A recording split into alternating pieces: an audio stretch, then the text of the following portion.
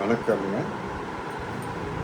பிரபஞ்சத்தினுடைய மகா கோள்களில் உலகமும் ஒன்று. பிரபஞ்சம் என்பது கேலக்சி வடிவில் பற்பல கேலக்சிகள் தன்னகத்தே பல ஆயிரம் கிரகங்களை கொண்டு சஞ்சரிக்கின்றன. நாம் வாழும் ஒரு பூமி ஒரு கேலக்சி என்னும் பிரபஞ்சத்தோடு தொடர்புடையது.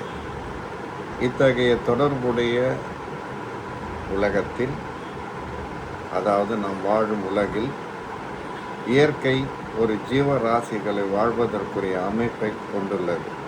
மற்ற கோள்களில் இல்லாத ஒரு சிறந்த அமைப்பு நம் உலகத்தில், இந்த பிரபஞ்சத்தில், இந்த கோளில் உள்ளது.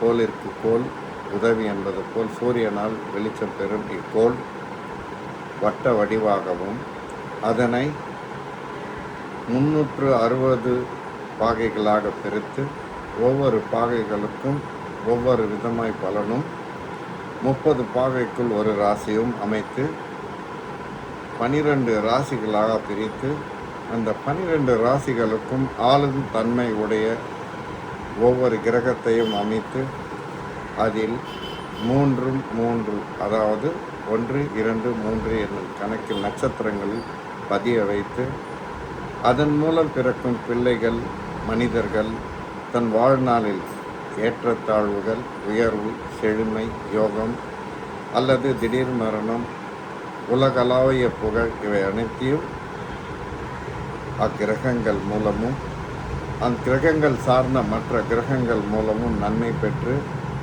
இவ்வுலகில் வாழ்வதற்குரிய தகுதியினை அமைத்து கொண்டு தான் வாழவும் பிறரை வாழ வைக்கவும் பிற உயிர்களை மதித்து நடந்து தெய்வ அருள் பெறவும் தெய்வ வழிபாட்டால் நன்மை கிட்டவும் இத்தகைய கோள்களே காரணமாக அமைகின்றன. ஆகையால் உலகத்தின் முதல் ராசி ஆகிய மேஷ ராசி ஏரியஸ் என்பார்கள். இத்தகைய ராசி உலகத்தின் 30 பாகைக்குள் முதல் ராசியாக அடங்கியுள்ளது. இது சரராசி என்பர். இந்த சரராசி உஷ்ணத்தன்மை மிக்கது, அதாவது வெம்மை, வெயில் தாக்கம் வெண்மை என்பது போல் தீயின் தாக்கம் செழுமை என்பார்கள். இது கொழுந்து விட்டு எரியும் தீயை போன்றது. இது செவ்வாயின் ஆதிக்கத்தில் உடையது. செவ்வாய் பகவான் இந்த கோளுக்கு அதிபதி, இந்த ராசிக்கு அதிபதி என கணக்கில் வருவார். மேஷ ராசிக்கு அவர்தான் முதல் அதிபதியாக விளங்குகிறார். அவர் போர்க்குணம் உடையவர், காவல் காக்கும் வீரன், படைக்குரிய முதல் தளபதி, தன்னுடைய உலைக்களத்துக்கு வீரன், உலைக்களத்துக்கு அதிநாயகன். இவ்வாறாக மேஷராசி பகுத்தாயப்படுகின்றன. இந்த ராசியில் பிறப்போர்கள் தன்னுடைய நட்சத்திரத்தை அறிந்து கொள்ள வேண்டும். ஏனெனில் இப்பிரபஞ்சத்தில் உலகை சுற்றி 27 நட்சத்திர கூட்டங்கள் பிரிக்கப்பட்டு அக்காலத்தில் பிறக்கும் பிள்ளைகளுக்கு இன்ன நட்சத்திரம் என்பதை பகுத்தாய்ந்து ஜோதிடர் மூலம் அறிந்து அது தற்காலம், நிகழ்காலம், எதிர்காலம் என முக்கூறுகளாக பிரித்து அதன் மூலம் உயர்வு தாழ்வினை புகட்டக்கூடியதாக அமைந்துள்ளது. உயர்வு தாழ்வு என்பது ஒவ்வொரு ராசிக்கும் 3 கர்ம விதிப்படியே அமைகின்றன. அதில் முதல் சஞ்சித கர்மா என்பார்கள், அடுத்து பிரியார்த்தன கர்மா என்பார்கள், ஆகாமிய கர்மா என்பார்கள் மூன்றாவது. இவை மூன்றுமே ஒவ்வொரு ராசியில் பிறந்த மனிதர்களை ஆளும் தன்மை கொண்டது.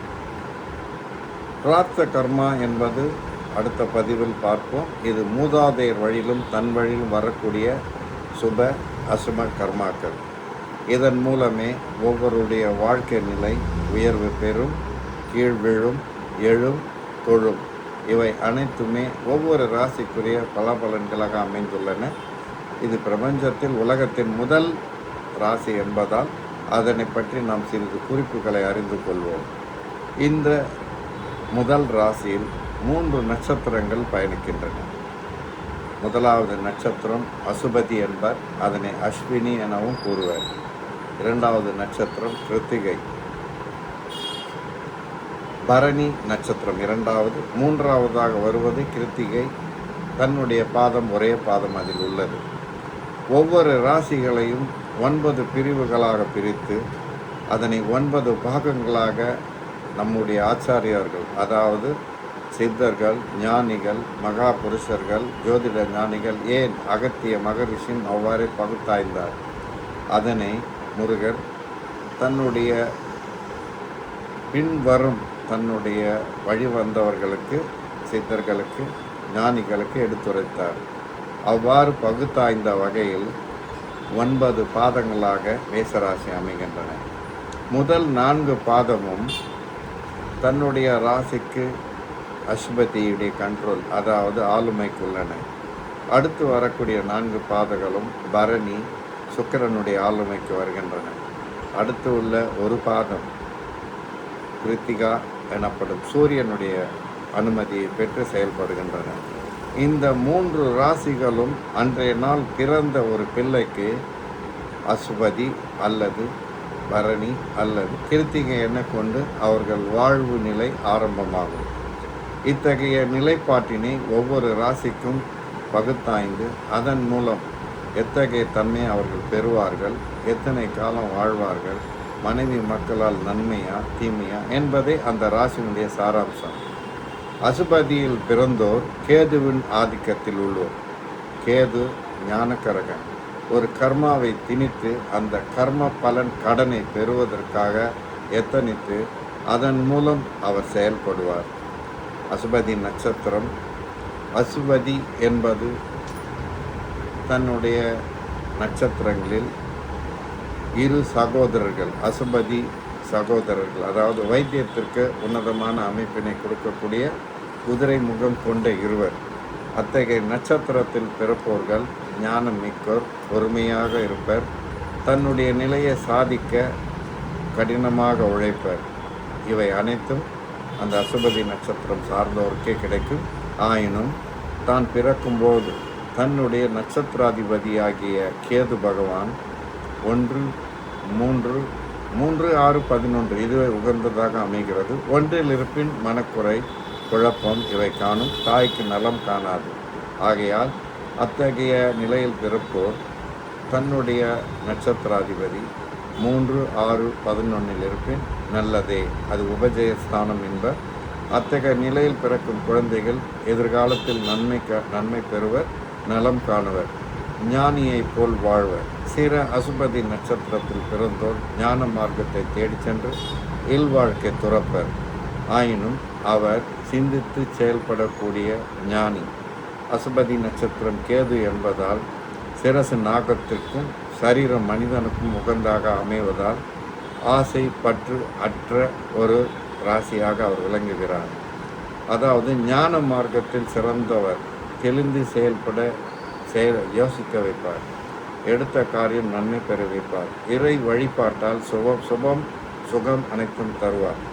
அத்தகைய அசுபதி நட்சத்திரத்தின் சாரமாகிய கேது பகவான் நன்மை காணும் இடத்தில் இருந்து ஒரு சுபகோள் பார்ப்பில் யோகத்தை செய்யும். அத்தகைய நிலை அற்று இருப்பின் அவர் வாழ்க்கையில் கடினமாக உழைக்க வேண்டிய காலமாக அமைந்துவிடும். அசுபதி நட்சத்திரத்தில் பிறந்தோர் 7 வருடங்கள் தன்னுடைய ஆளுமை செய்யும். முதல் பாதத்திற்கு 7 வருடம், அடுத்தது பிறந்த 2ஆம் பாதத்திற்கு உங்களுக்கு தெரியும் அவ்வாறே 1.5 வருடங்கள் 1.5 வருடம் குறைந்து கொண்டு வரும்.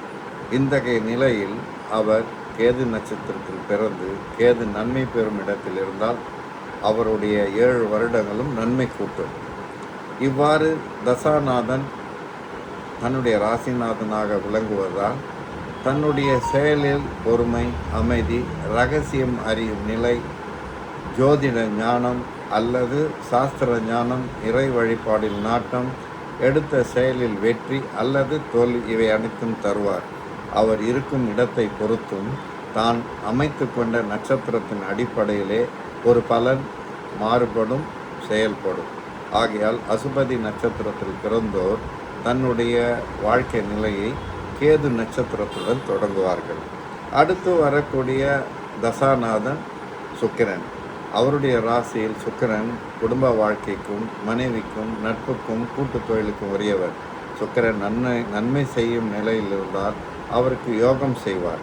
அதே சுக்கிரன் நீச்சமாகி அவருடன் ராகு கேது சனி இணைந்திருப்பின் சிறிது மனசஞ்சலம், உடல் ரீதியாக பாதிப்பு, படிப்பில் தடை, எதிர்காலத்தில் சிக்கல் அனைத்தும் தருவார்.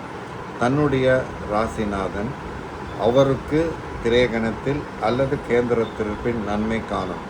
அவருக்கு வீடு கொடுத்த, அதாவது அசுபதி நட்சத்திரமாகிய கேதுவுக்கு வீடு கொடுத்தவர்கள் நீச்சமோ அல்லது அஸ்தங்கமோ அல்லது வக்ரமோ அல்லது 6, 8, 12 மறைதலோ கூடாது.